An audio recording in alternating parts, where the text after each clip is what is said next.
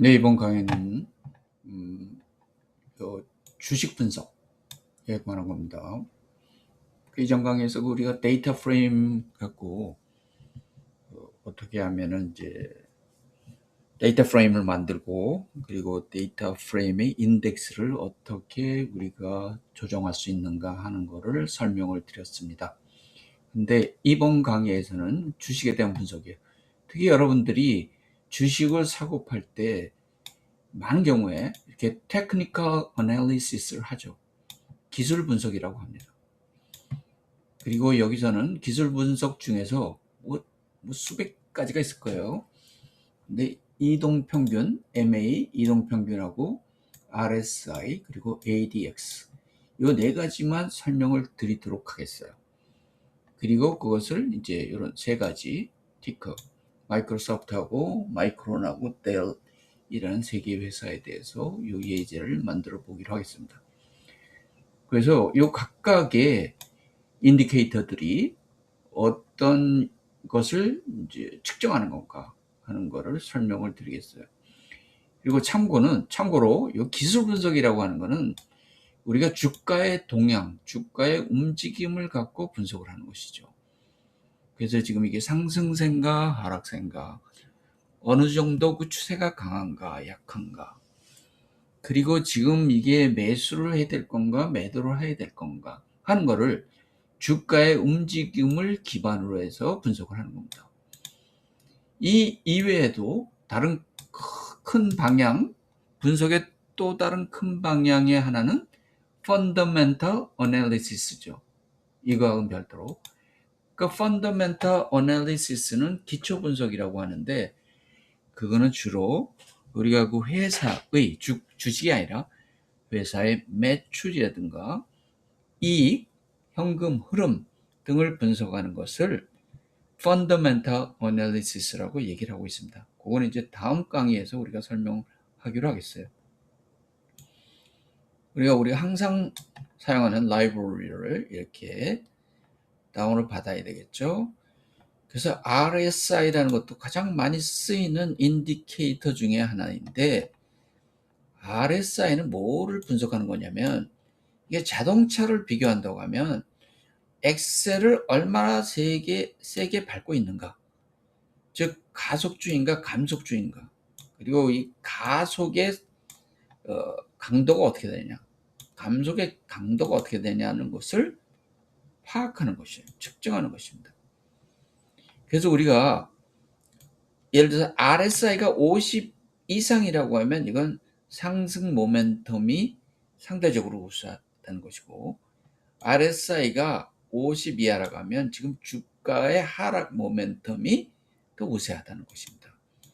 그래서 RSI가 50 이하라고 하면 여러분들이 산다고 하면 좀 위험이 크다는 것이죠. 왜냐하면 지금 하락 상세 장이니까. 그리고 또 하나는 요건 이제 모멘텀을 보여주는 건데, RSI 자체. 그리고 이제 또 하나 보여주는 거는 RSI가 70 이상이 됐다. 50 이상이면 좋은데 이게 너무 커서 70 이상이라고 하면 이건 사람들이 지금 너무 많이 사는 것이다. 그러니까 가격의 상승세가 이 거의 상투끝이 되는 거 아니냐, 이런 것을 볼 때 우리가 70 이상이면 이거 이제부터는 좀 떨어질 가능성이 있는 것 아니야? 라고 생각할 수 있는 것이죠. 그리고 30 이하라고 하면 이건 너무 많이 지금 매도를 한 것입니다. 그러면 이럴 경우에는 이게 올라갈 수 있는 가능성이 있다고 판단할 수 있는 것이죠. 네, 그래서 이 만들어 놓은 RSI 구하는 그 펑션을 갖다 붙여서 설명을 하겠습니다. 그래서 calculate RSI라는 거를 우리가 함수를 만들어서 close를 집어넣고, 이제 윈도우의 디폴트 값은 14입니다. 그 14일 혹은 뭐 14주, 14개월 이런 식으로 이제 디폴트를 만들어내는 것이죠. 그래서 요 만드는 이 공식은 사실 여러분들이 뭐 자세히 알면 좋겠지만, 그것보다도 더 중요한 거는 어떤 경우에 이걸 어떻게 활용을 하느냐는 RSI의 값에 대한 의미를 제대로 이해하는 것이 더 중요하다고 보겠습니다. 여하튼 요 diff라는 요 라이브러리가 이미 API가 만들어져 있죠. 이 close라는 것에 이게 이제 df로 들어오니까 데이터 프레임에, 그래서 close.diff는 오늘 종가에서 전일 종가를 뺀 것이고, 여기 클립이라고 하는 또 라이브러리가 있어요. 요거는 이런 식으로 사용하면 음수 변화량을 0으로 바꾸는 것이고, 그냥 음수가 될 때 그냥 게인이 음수가 되면 이건 제로가 되는 거죠. 게인이 음수로 내려가는데 그 음수 값을 게인으로 치면 안 되니까. 그 다음에 요거는 이제 로스가 있을 때, 손실이 있을 때는 이걸 양수로 바꿔야 되겠죠. 그래야지 뭐 측정을 했으니까요. 그래서 이러한 거를 사용을 해서 이제 윌더라는 사람이 만드는 것이죠. 이거는 윌더라는 사람이 만든 RSI 방식에 대한 공식입니다. 그래서 EWM이라는 건 이건 Exponential Weighted Moving Average죠. 그래서 이거는 단순 산수나 뭐 그런 게 아니라 이동평균은 이동평균인데 엑스포넨셜을 사용한 이동평균이 되겠습니다. 게인을 구할 때 이런 식으로 하고, 러스를 구할 때도 이런 식으로 하고, RSI는 요거의 평균에 나누기가 되고, 이걸 100에서 빼서 그 RSI가 들어오는 겁니다. 그래서 여러분들은 하여튼 이 공식이 어떻게 되는지는 이제 제가 설명을 깊게 안 할 것이고, 여러분들이 이렇게 요 사용 방법을 갖다가 중점적으로 생각을 하시면 되겠습니다. 그러니까 두 번째는 ADX죠. ADX는 요 자동차가 직선 도로에서 얼마만큼 일정하게 달리고 있는 거예요. 그러니까 ADX가 크게 나오려면, 높게 나오려면 이게 늦었다 빨랐다 이렇게 하면 안 되고 일정하게 가야 됩니다. 그래서 일정하게 달리지 않으면 ADX는 낮게 나와요. 그래서 ADX는 방향이 아니라, 보다도가 아니라 일정한 추세의 강도, 얼마만큼 지금 올라가고 있는데 또 내려가고 있는데 이게 정말 꾸준하게 올라갔냐 꾸준하게 내려가느냐는 그 꾸준함을 보는 겁니다. 오케이? 그래서 ADX가 25 이상이라고 하면 이 지금 추세가 굉장히 뚜렷하다. 이게 뭐 올라가는 건지 내려가는 건지는 모르겠지만 좌우지간 추세가 뚜렷하다. 왜냐하면 그만큼 컨시스턴트하게 올라가거나 내려가거나 정체되어 있다는 거니까. 그러면 올라가는지 내려가는지는 뭘로 판단하느냐 하면 그건 플러스 DI하고 마이너스 DI로 판단합니다. 그래서 요거죠. 이게 중요한 거죠. ADX가 25고 추세가 강해. 근데 DI가 마이너스 DI보다 크다는 거는 이건 상승이야. 상승 추세야. 그러니까 상승 추세가 일정하게 이루어지고 강하게 이루어진다는 것을 보여주는 겁니다. 그러면 이거는 우리가 이때는 앞으로 좀 계속해서 올라갈 가능성이 있겠구나 라고 판단을 할 수가 있겠죠. 반대로 이게 25보다 큰데 추세는 강해. 근데 마이너스 DI가 오히려 이 값이 플러스 DI보다 커. 그러면 이거 하락이 강하다는 겁니다. 그렇죠? 그래서 이거는 우리가 이때 들어가는 건 상당한 위험 부담이 있다라고 볼 수가 있겠죠. 그러면 이제 ADX는 어떻게 계산을 하느냐? 이거는요 공식이 더 복잡해요. 왜냐면 DI 플러스하고 DI 마이너스까지 해야 되니까. 그래서 여러분들 이거 한번 쭉 그냥 훑어보는 식으로 한번 설명을 이해하시기 바라고, 연습용으로 이렇게 만들어 놓은 거 여러분들이 한번 판단해서 만드는 거는, 연습으로 이걸 만들어 보는 거는 굉장히 좋은 연습 방법이 될 수가 있겠습니다. 근데 여튼 여기서는 너무 이게 자세하게 이 공식의 방식을 갖다가 설명드리기보다도 어떻게 하면 이걸 활용하느냐 하는 것에 중점을 둬서 말씀드렸습니다. 그래서 다시 한번 강조를 하면 RSI는 야 현재 누가 이기고 있어?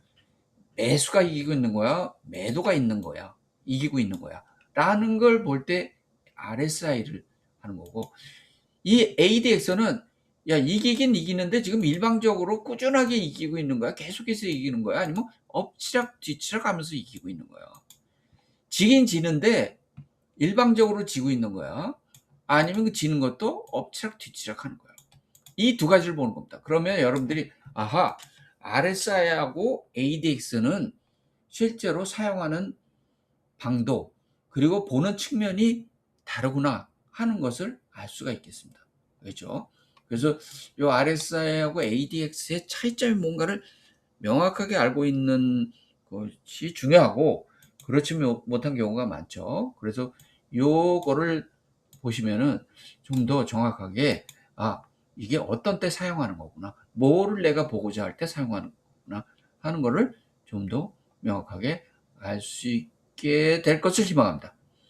그 다음에 이동평균, 이건 뭐 우리가 주가의 차트를 볼 때마다 이 이동평균이 안 나오는 경우는 없죠.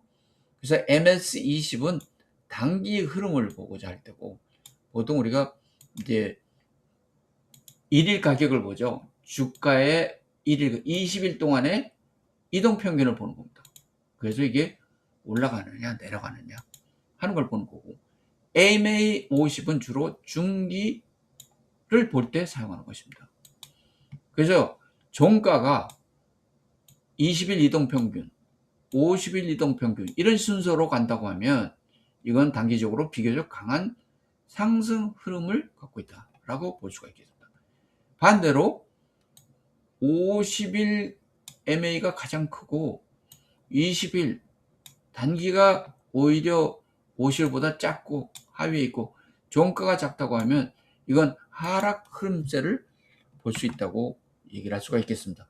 그래서 이런 거를 우리가 제대로 판단을 하고 있어야겠죠. 그래서 이 자체를 우리 이동평균 상승하는 건 사실 간단하죠. 이거는 이런 식으로 이동평균 DF 들어오면 카피를 해서 롤링을 사용하면 윈도우즈 요거 20일, 50일 해서 이동평균을 만드는 거고, RSI나 우리가 캘큘레이트 요거 한 것에서 요 펑션을 사용해서 메서드를 사용해서 여기에다가 이제 이걸 집어넣으면 14일이면 14일, 이것도 14일 이렇게 해서 집어넣으면 RSI하고 ADX 값이 나오는 걸 우리가 알 수가 있습니다. 그래 놓고 이제 우리가 데이터 다운로드를 하려고 하는 건 뭐 이거는 사실은 어떻게 보면 더 간단하죠. 그죠? 여기에다가 우리가 이런 식으로 하면 깔끔하게 로우 데이터를 우리가 다운로드 할 수 있겠고, 이 지금 만든 기술적 지표에 대해서 우리가 이제 차트로 만드는 거를 할 수가 있겠습니다. 그래서 차트 만드는 건 우리가 또 계속해서 설명을 하도록 하겠습니다. 네, 근데 차트 만드는 거 하기 전에 다시 한번 우리가 이제 그 지표 사용하는 거를 잠깐만 설명을 할 텐데요. 예를 들어서 우리가 지금 종가하고 그리고 이런 이동평균 그리고 RSI 50일 이상인 경우, 70 미만인 경우, 또 ADX가 25일 이상 초과하는 경우, 그리고 DI가 DF-DI보다 큰 경우, 그러니까 이런 조건을 우리가 만들어서 이런 조건을 충족하면 우리가 바이 시그널을 줄 수 있도록 하는 거를 우리가 만들 수 있다는 거죠. 그래서 여러분들이 이 위에서 지금 우리가 전부 다 만들어 놓은 이동평균하고 RSI하고 ADX에 관한 거를 이런 조건을 부여해서 만들어서 바이 시그널을 만들 수 있다는 것을 여러분들이 아시면 되겠습니다. 근데 이거는 우리가 나중에 좀 다시 한번 할 기회도 있을 거고, 아니면 여러분들이 연습을 할 수도 있는 것이고요. 지금 하는 거는 이제 지난번에도 말씀드렸지만 이제 차트를 만드는 거, 예를 들어서 이런 것이 되겠습니다. 그래서 이게 조금 이제 길지, 아무래도 차트 만드는 거니까 우리가 이제 ADI, 뭐 ADX고, 뭐 전부 다 MA고, RSI고 만들었는데, 이제 Create Chart 같은 걸 만들어서 여기 DF하고 티커를 받고, 여기서 이제 Make Subplots라는 걸 사용해요. 지난번에 이건 설명을 안 했었는데, 여기는 이제 여러 개의 차트가 들어가기 때문에, 이 Plotly Subplots에서 Make Subplots를 갖고 옵니다. 그러니까 Make Subplots는 이제 우리처럼 여러 개의 차트를 하나에 집어넣을 때, 그러니까 예를 들어서 지금 우리가 이동평균도 하나 집어넣고 가격하고, 그렇죠? 가격, 종가하고 이동평균, 그리고 RSI, 그리고 ADX, D 플러스 DI 마이너스 DI 이렇게 여러 개를 하나의 그래프에 그리잖아요.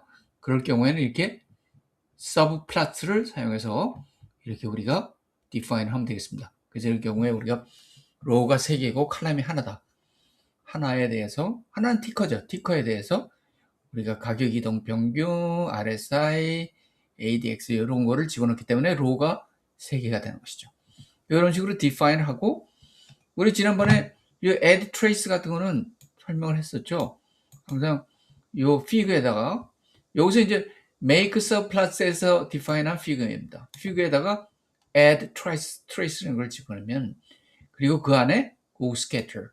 그러니까 우리가 요 포맷, 요러한 문법은 꼭 하나 외우더라고 지금 말씀드렸잖아요. 그러지만 여러분들이 이해가 빨리 되니까. 그래서 add trace에 처음에는 종가, 그렇죠? 종가에 대한 스캐터 그래프를 그리고 그 다음에 MA20에 대한 거를 또 하나 추가해서 그리고 요 add trace는 계속 이런 걸 추가하는 것이죠. 그 다음에 MA50, 50 이동평균을 추가하고 그 다음에 두 번째 차트는 이제 RSI에 관한 것이죠. RSI도 이렇게 추가를 하고 근데 여기까지는 로우가 하나였지만 이동평균은 여기 RSI는 로우가 2개 돼요. 왜냐면 이제 요 우리 RSI에 위에 70일 경우하고 50일 경우 요걸 더 추가해야 되기 때문에 그래서 여기는 스캐터였지만 여기는 add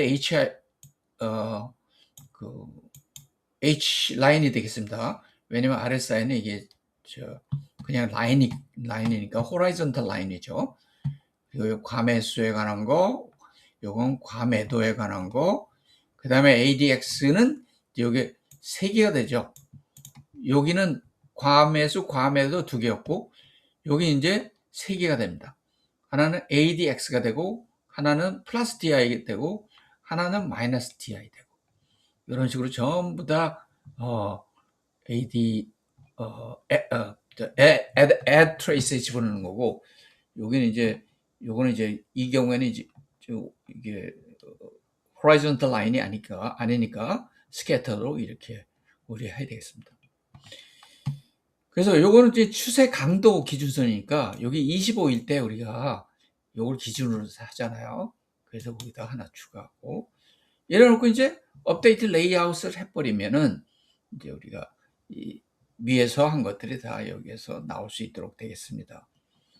그리고 이건 YX에 어떻게 우리가 타이틀 같은 거 집어넣는 거, 그리고 여기다가 레인지가 어디서 0부터 100까지 하는 거 집어넣고, RSI에 대해서는, 그 다음에 ADX의 DI는 요 레인지를 이렇게 주고, 이런 걸 해서 페이크 쇼를 하면은 그대로 나올 수가 있겠습니다. 그래서 이 다음에 이제 이걸 갖다가 우리가 좀 보일 수 있도록 해야 되겠죠. 그죠? 그래서 우리가 이 종목별에 대해서 종목별에 대해서 이제 여기다가 추가를 해서 우리가 지금 요거 6번이죠. 여기는 아마 우리가 올라가서 보면 이게 4번이었어요. 그러니까 5번이 하나 빠졌는데 5번은 이제 나중에 추가를 하도록 하겠어요. 그래서 여기 6번은 이제 요 티커에 대해서 우리가 이걸 돌려서 이제 add indicator 요거 우리 만들어 놓은 거 전부 다 해서 이제 인디케이터가 나오는 거죠. 그럼 리절트를 각각 티커에 대해서 리절트 해서 요거를 이렇게 보이는 거예요. 일단은 가장 최근의 것, 이 지금 계산한 것 중에서 가장 최근의 것을 그냥 터미널에 프린트를 하는 것이고, 그 다음에 create chart는 우리가 여기 만든 거 아니에요, 그렇죠? 여기 지금 만들어 놓고 요거를 지금 요거를 돌리는 겁니다. 그죠? 돌리는 겁니다. 그래 놓고 요 전에 이게 chart 4가 되고 이게 5가 됐잖아요. 그러니까 사실 이 5가 뭐 어디로 상관없겠지만 이게 더 이쪽으로 내려야 될 거고, 그죠? 그 다음에 5였죠, 그쵸? 이렇게 4에서 순서가 다 됐는지 모르겠습니다. 한번 볼까요? 여기 1이 있고, 그 다음에 2가 있고, 그렇죠? 여기에 3이 있고, 4가 있고, 5가 여기, 아직 안 나오네. 5가 여기 있고, 그 다음에 이제 6이 돼서 이렇게 우리가 다 된 걸 알 수가 있습니다. 순서대로. 그 다음에 여기에서 이제 이거를 클릭을 해서 돌려야 되겠죠. 그럼 이제 이거 조금 시간이 걸려요. 왜냐면 다운로드 받아갖고 해야 되기 때문에. 그래서 MA는 여기 이미 계산이 다 됐습니다.